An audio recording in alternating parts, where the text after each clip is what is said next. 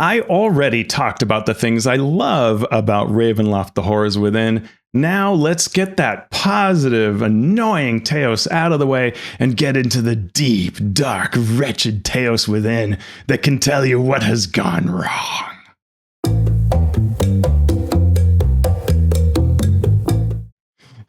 Okay, it's not like that. So let me first start and say that I greatly appreciate the work anyone does on books like this. And I know how hard these people work. And some of these people that work on these books, I call them friends. And I know that when they read things that I create, they will inevitably find some things that aren't their favorites. That's the way it goes. And that's what critique is all about, right?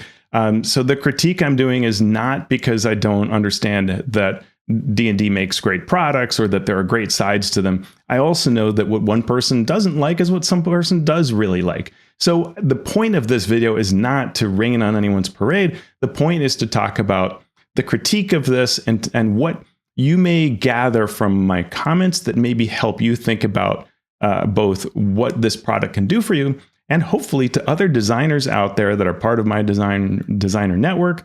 Or if you're deciding to become a designer, that you'll think through this and it'll be helpful to think about what this product does or doesn't too. And hopefully we're all making better products over time. As I was recording this video, I asked folks questions and I didn't get a ton of response, just, 200 or so people responding. But, I said, have you already purchased this? And that was around 20% who had pre-ordered at their game store on D&D Beyond. And 55% said they were unlikely to get it, which I find absolutely fascinating as a fan. All right, well, so then I asked, what will make you want to buy this? Like, what determines whether you're going to buy Ravenloft, The Horrors Within? And budget was certainly 30%, 31% of people who voted. Reviews are important, but only 6% it was said that it was the amount of 2014 or 5e material updated to the new version. And folks actually chose the highest amount, 39%, as the amount of new material not previously in 5e. So to me, that says that at least the small niche that I work in, I'm hearing people saying they want a new material and not remakes of old material overall. In my last video, I talked about how great the art is, and it's true. But one of the things I said in that video was, art is lovely, it's wonderful, it's inspiring, but it is not the book. The thing that I really love are words. And so I've got to start with my experience as somebody who loves Van Richten's coming in and reading the intro. And I thought to myself, wow, this is literally a rewrite of the Van Richten's text. Is it good? Yes, it's really nicely written. It's a little shorter. We get far fewer words overall across this book. And here, there is some shaving of words to make room for other things. It reads really well, but it doesn't capture everything that was here before. So for example, the secret of the dark powers, we had 4 paragraphs in Van Richten's. Now we get one in Horrors Within. That might be fine. In fact, it might be preferable for you. But overall, when I look at this book, I find that I'm getting fewer words of the words that I liked. I'm getting a little less information. It's pared down.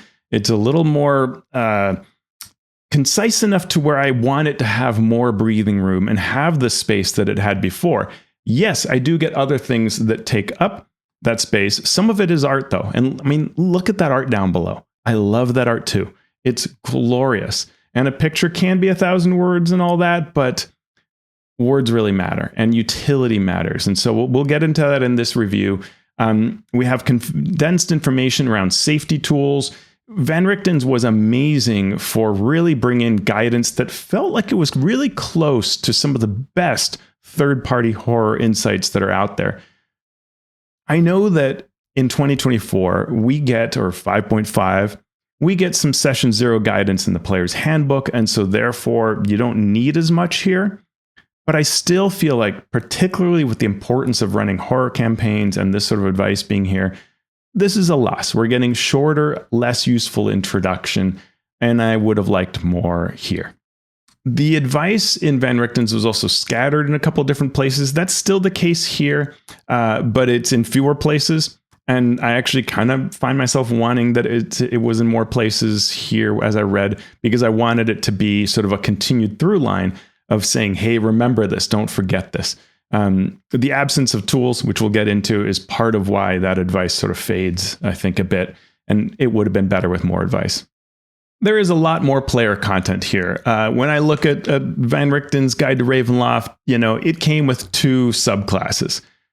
What does Horrors Within do? It takes those 2, the Bard's College of Spirits, the Warlock Undead Patron, it brings those forward and updates them in minor ways. It also updates the Grave Domain from Xanathar's, makes it a little less too good. It also provides you with 2, the Hollow Warden Ranger and the Reanimator Artificer. As I said in the previous video, I love those 2. I think they're amazing. And I have no problem at all if you tell me, hey, Teos, those 2 are so good that this is worth the price of this book. Great. I love it when you love a book. The point of this review is not for me to say don't buy this book. I buy all the books. I'm definitely buying this book.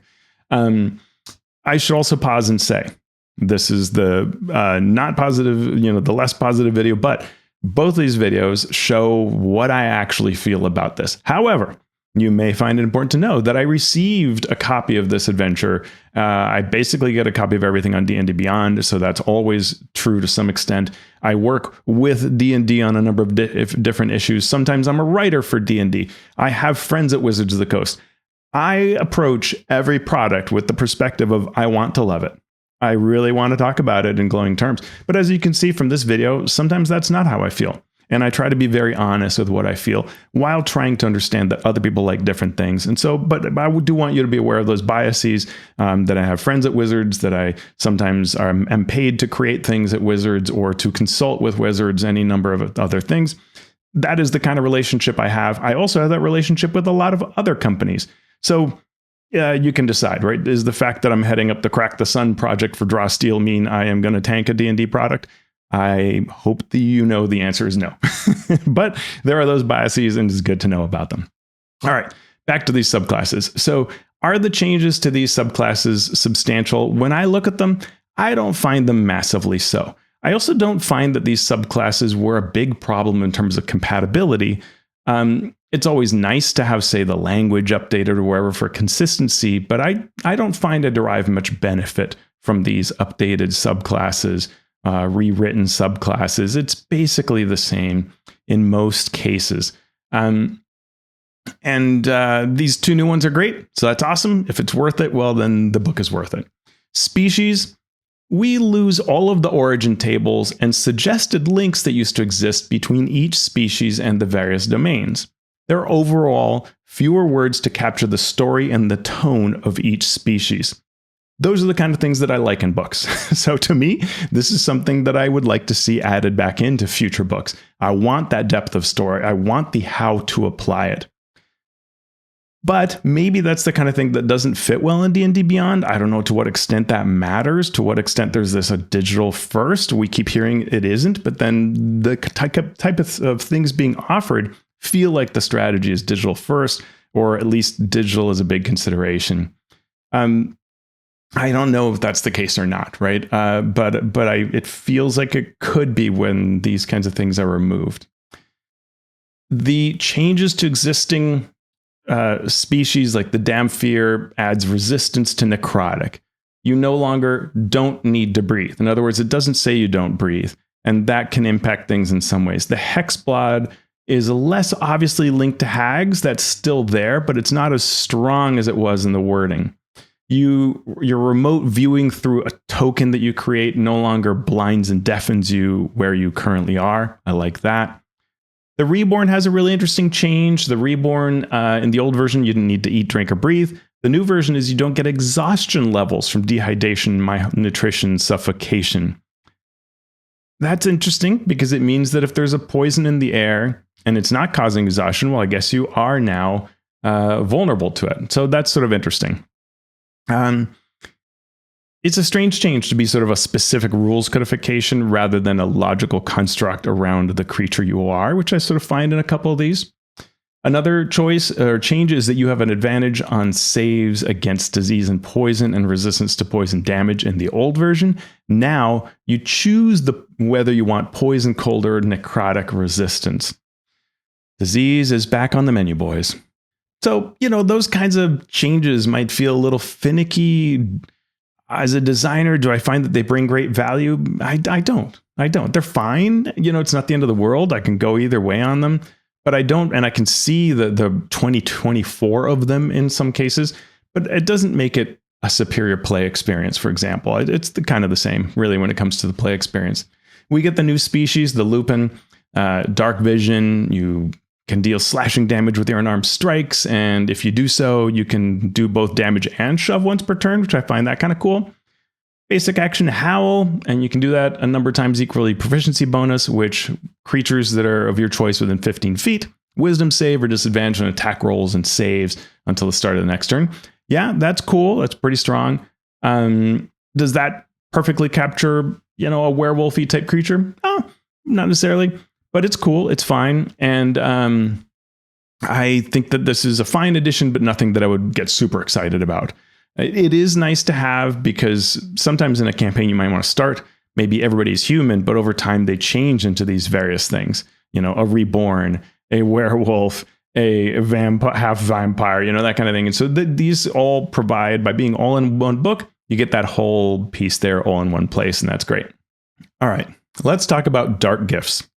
Dark gifts appeared in Van Richten's. There is this long list of them that take the kind of approach that was in Curse of Strahd around these dark gifts in the Amber Temple and other places, and makes them into a very interesting system where you could give a dark gift to somebody and it had both a strong benefit and a serious drawback. So that fit well in a campaign and as a thing that your DM doles out to represent maybe something you did, a choice you made. Now they are feats. I am biased here because I don't love feats. I am not a huge fan of them in systems.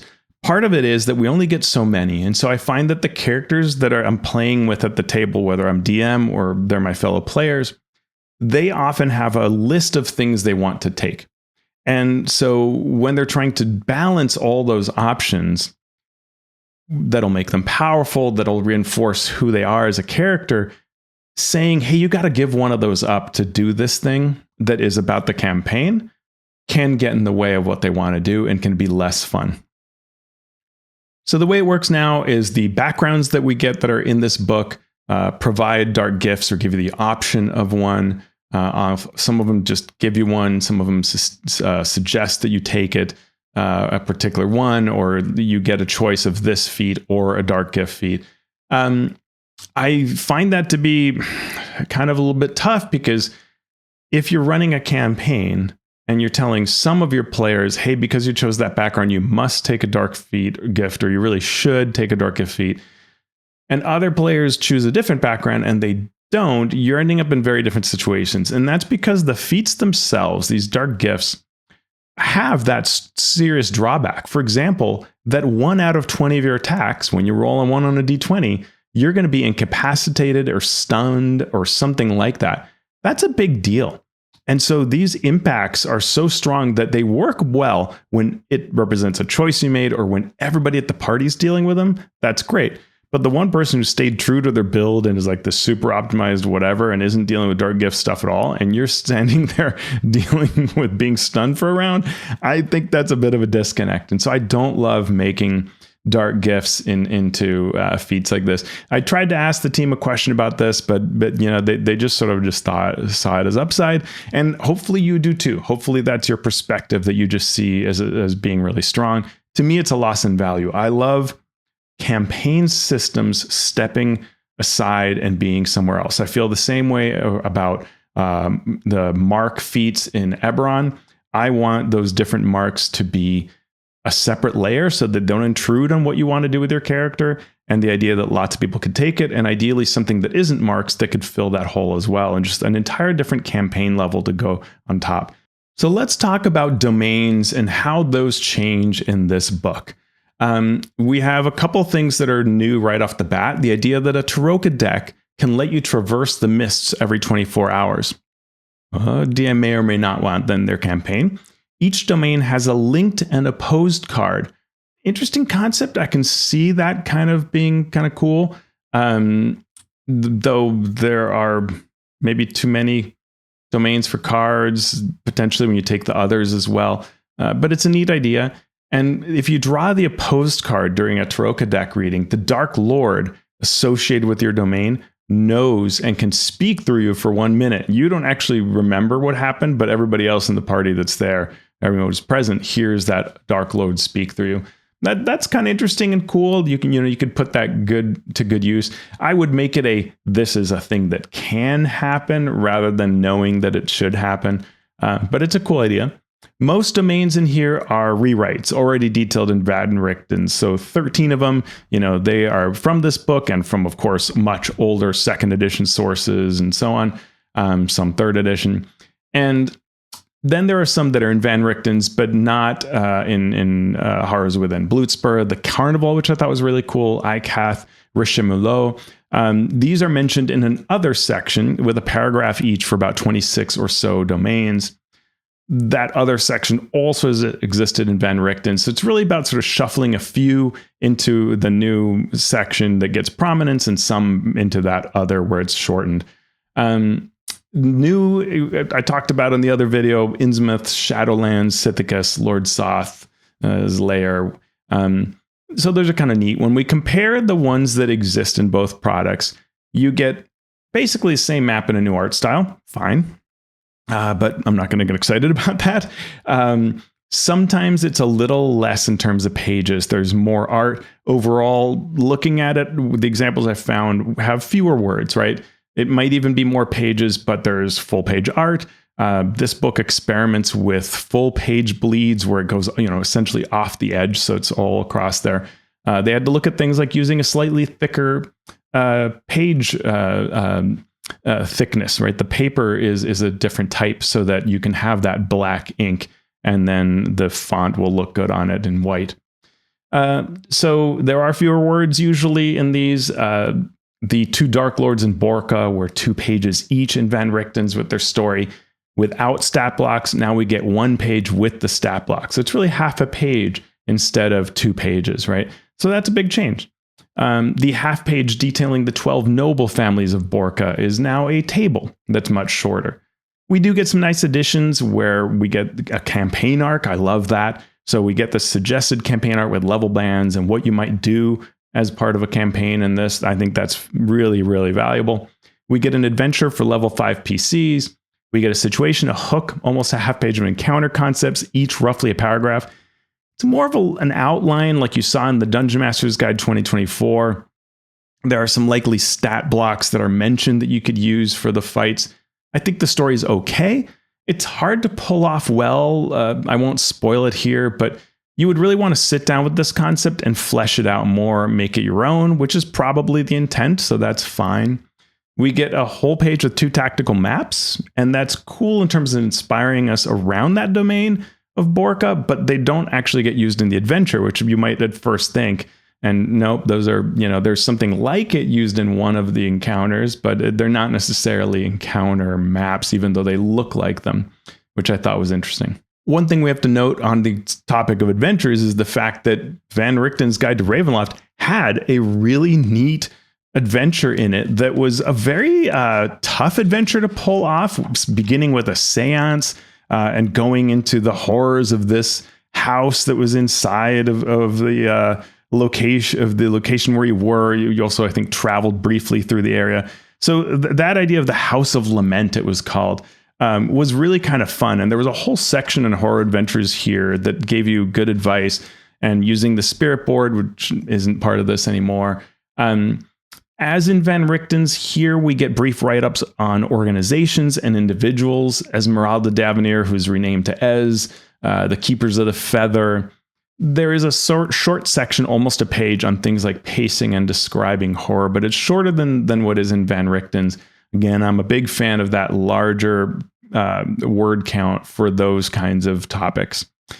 Overall, I like the campaign arcs. I think the adventures are maybe okay. As I said in my previous video, I'd really love for you to tell me, do you love this sort of outline concept for adventures? Is that useful? Do you find what's in this book and what's in the 2024 DMG useful for you to use in home campaign creation? To me, the campaign arc is really useful. The adventure, not so much. But it's not bad necessarily. It's just that I want those other words instead. Creating domains of dread is a little bit of a loss in page count. So Van Richten's had 3 pages on creating a Dark Lord. We get 2.5. Van Richten's had 3.5 pages on creating a domain. We get 1.5 here. Similar content on genres of horror. There is a sort of other genres section that is notably shorter for the ones that aren't sort of the main, like body horror and so on. It's fine. This is generally okay if you had to shave some things off, not a big problem. But it's just another example where we get the same content. It's rewritten. The words are good, but it's a little less. And, depending on whether you like the new things that have been added, you may or not be so happy. And let's talk about one of those things that was added, which is Bastions. We have a new section on Bastions, which is the DMG concept brought to Ravenloft. You can see my videos, both positive and split opinion on Bastions on this channel. Bastions can have a haunted special facility. We roll on a table for hunting events that may take place when you issue an order to that facility. But it's strange because very different things can happen, and they don't create a cohesive narrative or necessarily indicate why that facility is haunted. It's one of those cases where the table in the hands of a great DM maybe fuels really good ideas and the DM does a lot of connective tissue, or maybe it's just sort of disjointed and you're kind of like, okay, what's today's haunting? Oh, all right, fine. Do I need to do something? No? All right. The text suggests you can remove the haunting, but it isn't clear how. So I found that sort of a little lacking and non-interesting. But sure, of course, a great DM can come up with some really fun, or even the players may come up with neat ideas, and so it's fine. We get new facilities: Ancient Altar, Cabinet of Curiosities, the Infirmary, Lightning Generator, Liminal Space, Rookery, Seance Parlor, and Spirit Vault. I like the story concept a lot of all of these. I remain unconvinced by the gameplay value of the overall Bastion system. But, if you're going to like it, then I think these are good choices. The Lightning Generator, that's a blast, but will your characters create it because of what it does for you? It's tough, right? It sometimes I think the ideas are so neat, but you may not want it because of the gamification of what's taking place in a Bastion. That is its own thing. Let's share with you one of them, the Cabinet of Curiosities. You invest gold. 28 days later, your hireling returns with a magic item of a rarity matching what you paid. So if you invested 150 gold, they come back with a common magic item. Did you invest 600 gold pieces? Well, it's uncommon. 6,000 rare, 60,000 very rare. And this is, for the upper tiers, it is about 3 times more expensive than crafting the item yourself. So this Bastion isn't necessarily as good as going for the option where you just get something that helps you craft faster. But maybe this is good. Now, what is interesting is if you have more haunted facilities, you have a chance at more than 1 item, up to 4. So that's where you could come ahead. If you roll well, maybe you get, 4 very rare items, not 1, which makes me think, wait, you wanted like a very rare item, now you're getting 4? Like, that's a lot. It's a lot more than what you're supposed to have power-wise. So it's weird to me. There is a chance of the item being cursed, so that may be fun or not, depending on how you handle it. Cursed items are in the DMG, but boy, I love what used to be in Van Richten's around curses. So I find we've again lost a bit. Yeah, that's why I made a separate positive video, so I could just get this off my chest and say that I don't super love it, and I really hope you do. Let's talk about monsters. Generally, I like the monsters we get here. We get the same advice that Van Richten's had on describing monsters and giving them interesting origins. That's great stuff. Now, Van Richten's did have something on special minions and other little sections like this that I thought were pretty good. We don't have that anymore. But we do get more monsters. We have 51 monsters here instead of 32 in Van Richten's. Some of these were from other sources, or like the NPCs that were described in Van Richten's as modifications to another stat block. Now we get that actual stat block instead of that description. People had said they didn't like these ideas of just, modify this stat block this way. They wanted actual stat blocks. So, hey, they listened to you and they gave you more monsters. I've been reviewing some of these monsters through the Dungeon Master's actual play packs that they've been releasing to promote the book, where if you preview on D&D Beyond, you get access to these. And on Mastering Dungeons is where I've been reviewing these and talking about the changes to the monsters. Generally fine. They're good. Some of them have been really nice. Some of them are okay. Overall positive is how I'd say I'd look at it. I think that monsters in 2024 are an improvement over the 2014 approach. So overall, I really like where these are going. There's some really cool concepts in these monsters, really neat ideas there. And so, yeah, this is overall really good. And if you particularly like monsters and find value on them, then this can be a strong positive aspect of this book. There are a number of minor changes in this book. Like, for example, Van Richten's had the spirit board. I don't think we use that a ton. So Horrors Within brings you the Taroka deck instead, no more spirit board. But the Taroka deck, usually we buy that. And there are so many versions of it created by either partners or by D&D itself that I don't know that we needed to then have all the books show up at the back, or all the cards show up in the back of the book. It's fine either way, no big deal. And there's some number changes like that I just find it's fine. It's no big deal. Let's get to one that I really have a big issue about. I probably should have put this at the beginning and not the end, but it was at the end that I realized this and had my big cry, because the reason I love Van Richten's Guide to Ravenloft so much as a book is, I think overall the instructions gives you the advice that's really good towards becoming a better horror DM. Yeah, absolutely. But Van Richten's had a toolkit section, and in it had ideas on curses, on fear and stress, on specific traps called haunted traps, and on using survivors. These were extremely cool subsystems. You can find our review on Mastering Dungeons when we talked through this. This was my favorite section in Van Richten's, and it's gone. Absolutely gone. I tried asking folks who worked on the book, and they kind of said like, oh, well, that's all in the DMG. And I love you all, but it's not. Yes, the DMG has a section on things like cursed items.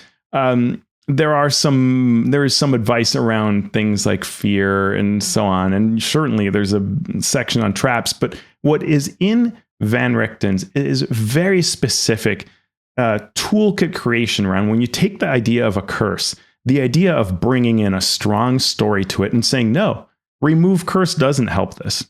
It may alleviate the symptoms for a while, but it won't solve it. You need to figure out what unlocks this resolution for the curse. You took the ancient, bones out of its resting place. You can't just put them back in the sarcophagus. No. You've got to figure out what haunted this person in their life, why their bones have now infused you with this curse, and what to do to resolve it. And that becomes part of the adventure and the story we tell together. I love that whole mechanism for curses. Fear and stress has really neat, engaging aspects to it. Haunted traps as well. It's very similar to curses and sort of its approach. And the survivors idea is really cool because it can actually transform your play sessions to say, hey, what if we don't play our characters for a bit and we play these survivors so that we can see horror in a different way through other eyes of we may have thought of as NPCs. And those survivors are very vulnerable. And so they may live or die. They're not our characters. It allows our DM to play very differently with the story of it. These were amazing subsystems. They may not be so easy to translate from the written page to a digital tool, or to have every DM say, yeah, I'm using this in this book, but this was absolutely my favorite section of Van Richten's, and I really, really am haunted by their removal from the game. If there's one reason why I say that, boy, Van Richten still has to be on your shelf, it's because of this. And well, with that, let's pull back and look at the whole thing. When I look at this book, I have questions. I have questions about what the plan is for 2024.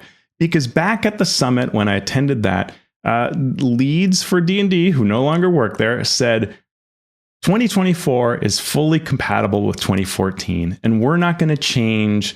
You don't need to update things.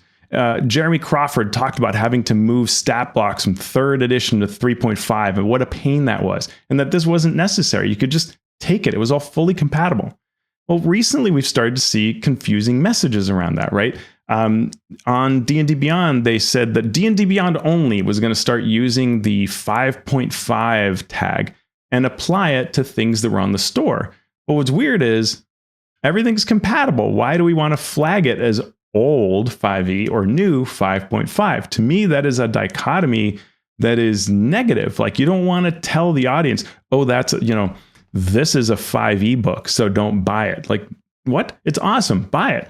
Now, maybe everything's coming out of print and there's a reason to do a new version. I don't know. That's fine. But there have to be books that are still getting sales. And to me, when I look at the history of 2014, the reason that 5th edition has been so incredibly successful is because the back catalog kept being exciting to new people who came in. And both those things are important. Lots of new people coming in, and the new people felt like they could buy anything that existed for 5th edition, and it was awesome and great. Now we start seeing on D&D Beyond this tagging of either one version or the other of 5th edition, and it's made to look like the old is bad. I think that's not great. And maybe I don't understand things, which is fine. That's true of a lot of things in my life. So this is entirely possible. But when I see Horrors Within, I wonder, okay, at the summit, you also said, who were then the heads of staff then, said, we're not going to update any books because it's all fully compatible other than Xanathar's and Tasha's, because those two books we're taking so much out of it for the new core rule books that, we'll probably republish those at some point. And now we get a book that was made 5 years ago, right? Van Richten's came out 5 years ago, and now we have a new version of it. And when I look at this, I have no problem if you look at the two books and you say the new one's better. But is it so good that it needed to be redone? I don't think it did. Like, there weren't, to me, serious compatibility issues. The things that aren't super compatible, like maybe Dark Gifts not being feats, I think that's good. Like, it's good that it operated a separate play level. Now, yeah, you've made it super compatible as a feat, easy to add, but now it collides with some play groups and what they might want out of it. So I'm very curious what the 2024 plan is, right? Are we going to see other books remade? Are we going to see adventures redone? I don't know that that's where I want to see D&D's energy.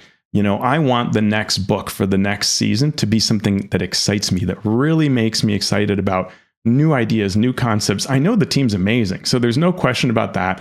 I know they can make great things, and that's what I'd like to see. Horrors Within, great book. I may not be happy that it doesn't give me enough new stuff and so on, but it's just a book. It's a good book. It's well written. It's not the end of the world. I still have Van Richten's. I can get those cool subsystems that I miss out of them. But I would like future books to be their own thing, to be new things. I don't really want to see lots of remakes. If you want to remake stuff, I think that's actually great for D&D Beyond drops, where it's not, mission critical to pick it up. But if you wanted to, maybe you come in and get that new version. I would really like to see new books be primarily new content. I don't really need to see new versions unless there's just going to be such tremendous value to the new versions. When I look at Horrors Within, yeah, they're good. It's nice, but I don't see that overwhelming value that you'd want to validate this being remade. So there you have it. That's my review of Ravenloft, The Horrors Within. The parts of it that I wish were a little different, a little better. That's what I would change. Let me know what you think. Am I completely off my rocker? That would be actually kind of encouraging to hear that, because then it means it's an even better product than I already thought it was. I hope you enjoyed this video. Thank you to everybody on my Patreon that makes these videos, both the light side and the dark side, possible. I will see you next time.